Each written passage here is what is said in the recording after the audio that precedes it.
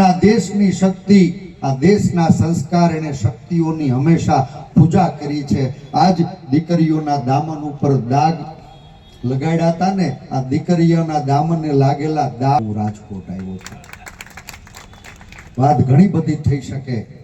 આજ ભારતીય જનતા પાર્ટી પંચાયત થી parliament, Bhajap corporation થી કેન્દ્ર સુધી ભાજપ, ભારતીય જનતા પાર્ટીનો હોળે કળારણ કરવાના બાદલે આ સમસ્યાઓ પેદા કરનારી ભારતીય જનતા પાર્ટી છે. સાંસદ બનવા માટે રાજકોટ નથી આવ્યો. હું આ રાજકોટના રણ મેદાનમાં 18 વર્ણને જોડવાનું કામ કર્યું. બાપ દાદાના ખોળામાં રાજ ધીરાતા ને એના ઋણ ચૂકવવા માટે હું રાજકોટ આવ્યો છું. પૂર્ણ વિશ્વાસ છે.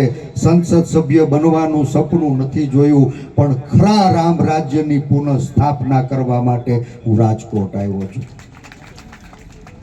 અહંકારી લોકો 20 દિવસથી આ ધોમધકતા તાપમાં દીકરીઓના દામનને લાગેલો દાગ ભૂસવા માટે વિનવણી કરતી રહી, રખડતી રહી, ભટકતી રહીને ઈશુદાનભાઈ આ રાજકોટમાં પગ મૂક્યું ને ઠાકોર સાહેબ, દીકરીઓની આંખમાંથી આંસુ જોયા. મારી માવલડિયું, આ તમારા આંસુને રોકી રાખજો.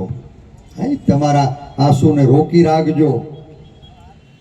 સંસદ સભ્ય બનવાનું સપનું નહોતું, પણ મારો રાજકોટનો કોંગ્રેસ પરિવાર છે ને, સેઢા પડોશે આવ્યો. આખોય પરિવાર મને આંગળી પકડીને રાજકોટ લઈ આવ્યો. લોકશાહીમાં લોકો મહાન હોય,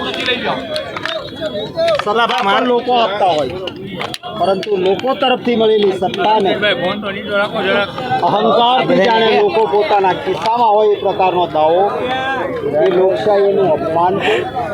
ભારતીય જનતા પાર્ટીના અહંકાર નીચે રાખો ને યાર, મોટું નથી અને સમર્થન તોડશે. પરેશભાઈ અહીંના લોકોએ એમને બોલાવ્યા અને જ્યારે સર્વસંમતિથી માંગ ઉઠી ત્યારે પક્ષની વિનંતીને સ્વીકારી ઉત્સાહી અને મહેનતી સાથી પરેશભાઈ અહીં આવ્યા છે. આજે આપણે જોયું કે તમામ વર્ગ જ્ઞાતિના લોકોનો પ્રેમ અને સહયોગ છે એ જરૂર